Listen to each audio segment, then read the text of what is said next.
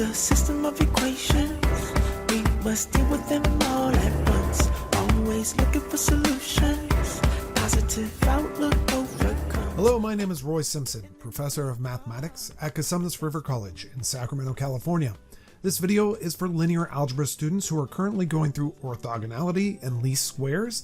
You have probably, hopefully, just been introduced to the inner product, the length of a vector, and the concept of vectors being orthogonal to one another. We will now talk about spaces that are orthogonal to one another, and this is called an orthogonal complement. And honestly, that's the whole point of the video, is to build a space that's orthogonal to another space. But we have to define what that means, because it's really hard to imagine a space being orthogonal to another space. And that's where this definition comes in. If a vector u is orthogonal to every vector in a subspace W of Rn, then u is said to be orthogonal to that subspace. So you might think of that first sentence as something like this, where you have a plane in R cubed, but the plane is R squared, and you have a vector that's perpendicular to that entire sheet of paper or that entire plane. Then we would say that that red vector is orthogonal to that entire subspace R squared. And that should make sense to you. But note that red vector is not the only vector that's orthogonal to that plane. That is another vector that's orthogonal to that plane, and there's another vector that's probably orthogonal to that plane. In fact, there's probably an infinite number of vectors that are orthogonal to that plane. So we'd like to label that group or that collection of vectors that are all orthogonal to that plane with one name. And here's where we have that name. The set of all vectors orthogonal to our subspace W is called the orthogonal complement of W, and it's denoted W perp. That's what we call that, W perp, for W perpendicular. At least that's what I'm going to call it. I'm sure other people call it that as well. So as far as definitions go, this should be pretty okay with you. I'm hoping, I'm crossing my fingers. Well, after a definition, it's always nice to have a theorem, I guess. So here's a good theorem. A vector u is in W perp if and only if u is orthogonal to every vector in a set that spans W. The definition of the orthogonal complement of W is that it's comprised only of vectors orthogonal to W. That is, if a vector is in W perp, it is orthogonal to W. It is orthogonal to every vector in W, in fact. And if u is orthogonal to every vector in the set that spans W, then by definition, u is in W perp. It's just a use of the definition of the orthogonal complement. Our next theorem, and I apologize, but this actual video is just full of theorems. There's not really an example here. It's just quick theorems about the orthogonal complement. But we need all these theories so that we can start building orthogonal sets, which is what we're going to do in the next set of videos. This theorem is like all the other space theorems that we've had, like the null space, row space, column space, that type of thing. W perp is a subspace of Rn. This is usually left for a homework exercise. I challenge you to go ahead and prove that W perp is a subspace of Rn. It's super easy, a very nice proof. It's something that I think you should do, not me. And the last theorem in this video is actually a numbered theorem in the textbook that I use. If A is an M by N matrix, so it doesn't have to be a square matrix, the orthogonal complement of the row space of A. So remember, the row space of A is the space generated by the rows of A. And this theorem is saying the orthogonal complement, so the space that's orthogonal to the row space of A, is actually the null space of A. That is really very cool. So I'll just concentrate on that for the moment. The orthogonal complement of the row space of A is the null space of A. That is, every vector in the null space of A is orthogonal to every vector in the row space of A. Just try to visualize that. That's such a cool concept.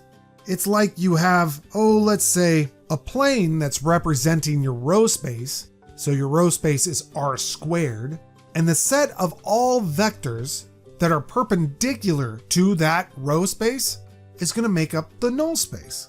essentially all scalar multiples of that vector right there, if that vector is orthogonal to r squared. It's a very, very cool idea.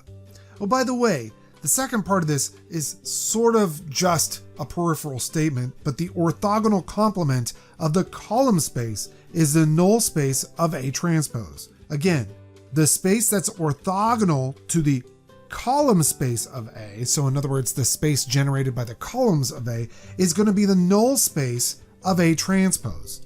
Now, that one's a little harder for people to visualize because then you're talking about the transpose of your matrix A. But it is true, and we will prove it. And by the way, symbolically, it's this. The null space of A is the orthogonal complement of the row space of A.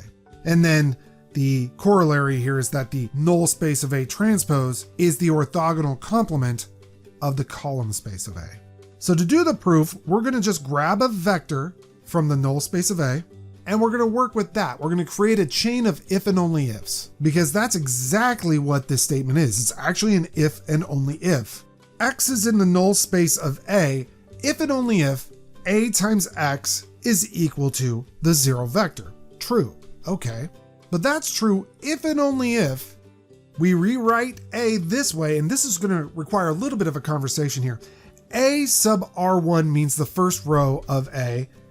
A sub Rn means the nth row of A. So these are just row vectors that you're seeing right here. This is a row, the first row of A. This is the nth row of A. There's a second row and a third row and so on and so forth. And if you multiply that by the vector X, remember, matrices times vectors, that's going to be a vector, right? And the first row of that vector is going to be the first row of A dotted with X. And the second row of that vector will be the second row of A dotted with X, and so on and so forth, all the way down to the nth row of A dotted with X. But we're saying X is in the null space of A, which means the resultant vector after you multiply A times X should be 0. That is, all these dot products should be 0. Well, that's true if and only if X is orthogonal to each row of A. Because remember, that's the whole definition of orthogonality, that u dot v is equal to 0. That implies they're orthogonal because the angle between the two vectors is pi over 2 radians. And by the way, X is orthogonal to each row of A is true if and only if X is in the orthogonal complement of the row space of A. Since X was arbitrary, that means every vector in the null space of A is in the orthogonal complement of the row space of A, and every X in the orthogonal complement of the row space of A is in the null space of A. And that is a proof that shows us that the null space of A is equal to the orthogonal complement of the row space of A. And by the way, if you want to prove the null space of A transpose is equal to the orthogonal complement of the column space of A, you just replace A with A transpose and recall the fact that the row space of A transpose is actually the same as the column space of A. It'll work out very nicely. I encourage you to try that out. Now, I understand without examples, this is a weird section or a weird video, but a lot of this is built up for theories that we can use in the future. It's not really example driven. We will refer back to this theory in future videos. Anyhow, I hope that you are doing great in your linear algebra course, and I hope you have a wonderful day. Be a great human being. It's the system of equations. We must deal with them all at once. Always looking for solutions. Positive outlook overcomes obstacles getting in our way. Cause affects more than we can sometimes see. Things for what they are and work together until you feel at peace. Just listen close. Don't talk too much that isn't kosher. You may really hurt inside. It doesn't justify you to speak too loud and cry.